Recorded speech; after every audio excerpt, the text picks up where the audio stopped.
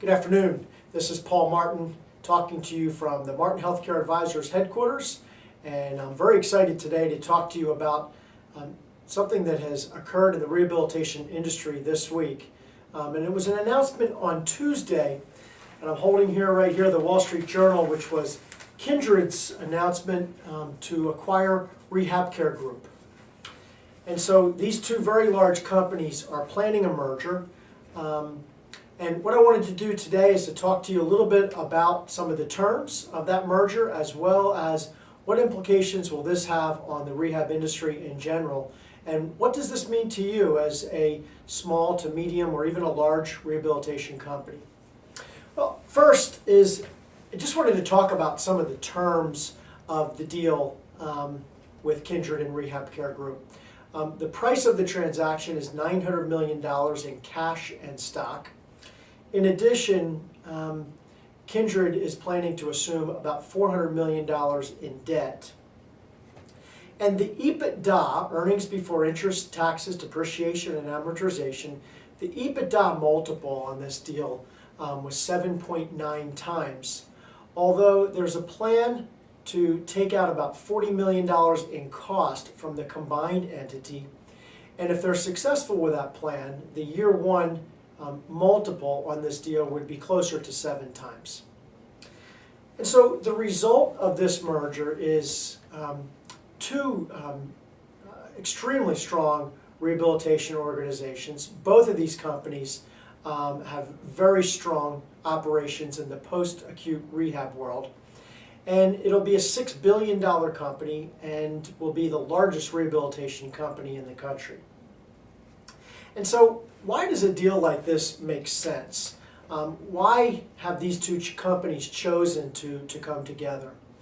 Well, it was clear from our investigation that the executives from both organizations firmly believed that with the changes that we're seeing in healthcare and with the reform, is that reimbursement has already started to decline, and that decline will probably continue over the next couple of years.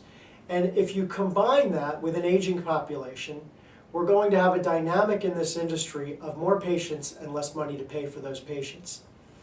And in most cases, these businesses and businesses at this level firmly believe that by becoming larger, they will create efficiencies and will be able to provide the same level of care at a less cost. And so they're looking at, and both of the companies had pressures from their stockholders at looking at creating efficiencies in order to cut costs. So when something like this happens in our industry, what does that mean to a smaller company?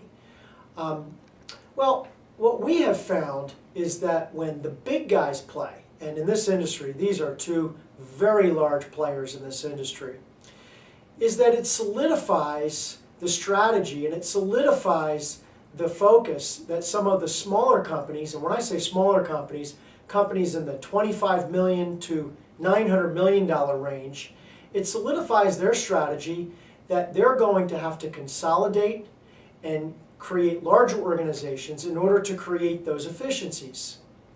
So what I believe we're going to see is an increase in activity from those companies to consolidate, which means acquiring smaller companies. We're continuing to see that these companies are very selective in their acquisitions, whether they're the very, very large or the smaller companies.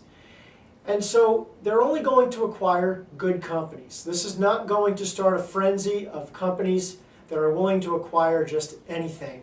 But we believe that there's going to be a lot of activity for good, solid rehab companies to consider at this time a strategy to monetize, mean take their investment and take what they now own in their companies and to monetize that into financial security for their future. So our question for all of you today is, what is your plan and what is your strategy in order to prepare for this event? And do you have that strategy on paper? And are you in the process of implementing and executing on that strategy? And as always, you know, we here, our executives here, are always prepared and ready to help you with that strategy.